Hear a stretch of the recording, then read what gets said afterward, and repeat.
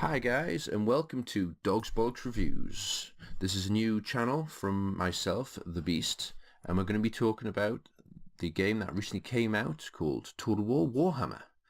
This game has been out for coming up to 2 months now, and within that time I've played well over 200 plus hours. So I feel I do have a sort of a grasp on the actual game itself. Like any of the Total War games in the catalogue, it does have its ups and downs, but I do feel this is, from the very beginning, a pretty good game. So all in all, the game in itself has a game of two halves. Obviously, I'm going to start with the good points and then come with the bad parts later on.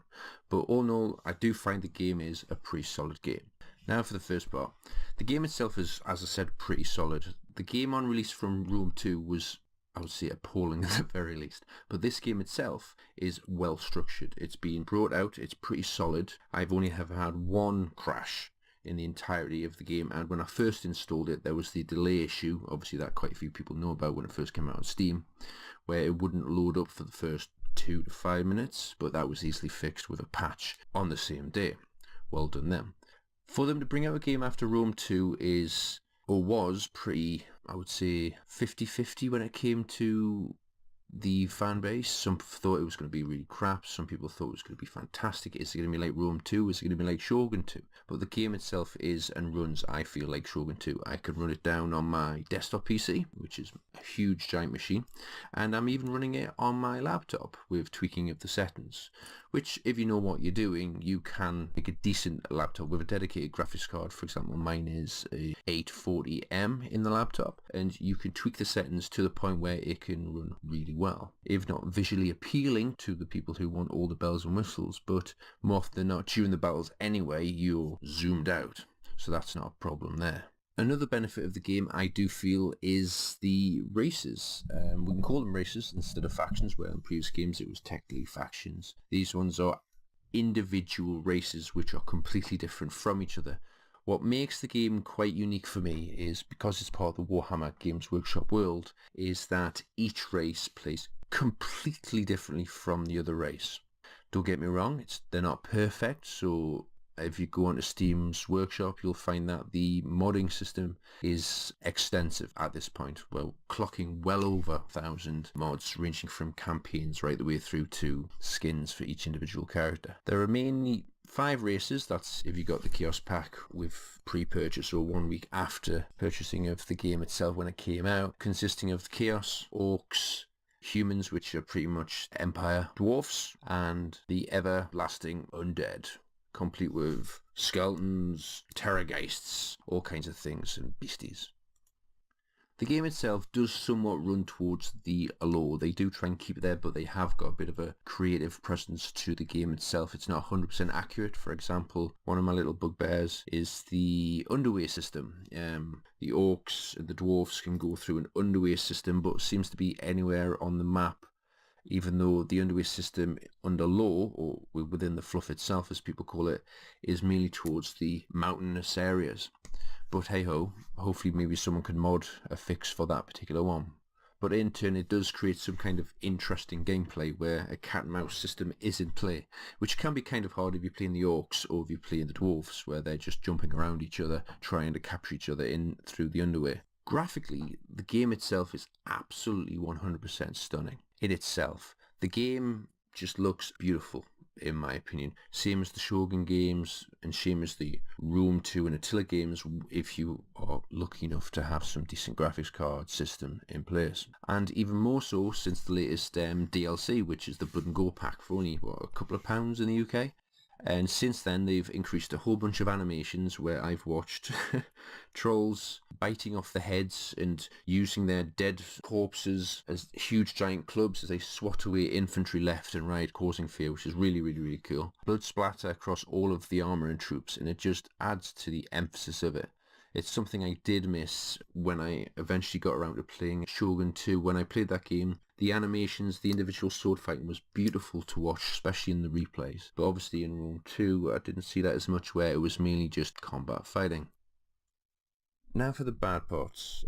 There is some. Every game has them. Every game has two sides to a coin, I suppose. Plus it depends on personal opinion, but these are mainly my little bugbears. The first one, which for some reason just irritated the hell out of me, is on the battle map itself with the reinforcements. You could be face to face with an enemy, bottlenecking them into a ravine in one of the World Edge Mountains, and find that you have some regiments behind you, which are your regiments, and on the battle map, when your reinforcements come onto the battlefield, they end up coming up behind the enemy, which doesn't really make much sense, where in previous games before this, Shogun 2 and the games before that, your soldiers would start off relative to their positioning on the strategy map. And I thought just this is something that is a bit of an oversight and I feel should be fixed, to be honest. It's kind of silly your army magically appearing at the enemy's rear with no reason short of them climbing over the side of the mountains, I suppose.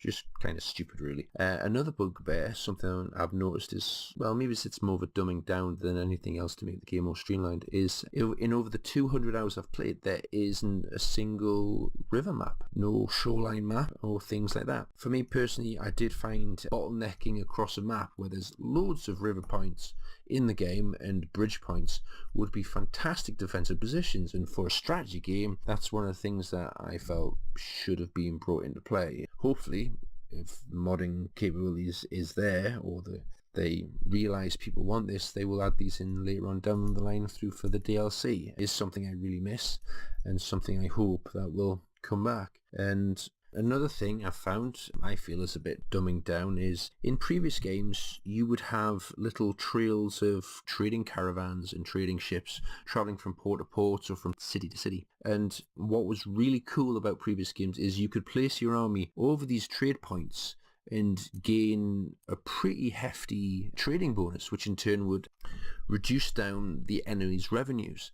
This is really good, in my opinion, in regards to, same again, being able to hit particular strategic points, like the Ho Chi Minh Trail in Vietnam, where you would nail down one point and cutting off the flow of supplies and so forth like that, in regards to a city. Another one I really miss, which is something I hope they do bring out later on with, maybe if they ever release and expand the map, would be not really ship-to-ship combat, but more of water-based gameplay. This is something that's not on here. The only thing you can do is have a randomized auto-resolve battle if two armies meet on water, which is a shame really, because it would be really cool to see dwarven ironclads sailing along, pounding at orc floating hulk on the water, blowing it to smithereens with their rotating turrets, or the little submarines coming underneath and firing off torpedoes and things like that. Just these little bits and pieces that would be really, really, really cool. And hopefully, you never know, it could be an expansion down the line, which is something they will be doing. Now, in conclusion, other than that, I have played the game for well over 200 hours, and on the first day of a release, I must have easily clocked in 15 hours solid straight. When I looked up, I was like aching and going, where the hell is everyone? The game is, I feel, the dog's bollocks. It does need a bit of improvement, but that's probably because I'm used to previous games and I'm used to certain standards. But all in all, whether you're a Warhammer Games Workshop fan, whether you're a Total War fan, you will be buying this game at some point, whether it's on sale or at maximum price, but I highly doubt it'll be on sale anytime soon. It's well worth the Blood and Gore DLC. As for the new Beastmen that's coming out, who knows? I do feel it will be also the dog's bollocks. Maybe it's a little bit samey towards the orc side, who knows, 50-50, but we'll find out. I do give this game, as I said, a dog's bollocks rating. It is worth it. Once it's improved a little bit more, it will be far, far, far, far better. And I think it'll only improve. But anyway, that's my first ever review. Thank you for listening in all the way to the end. I hope to make some more game reviews on games, maybe through the Steam Workshop catalogue, some old games, some classic games, Baldur's Gate, things like that. And if you enjoyed the review, give me a thumbs up. If not, then a thumbs down. If you want to, subscribe. And thank you for watching, and hope to see you again on Dogs Bollocks Reviews.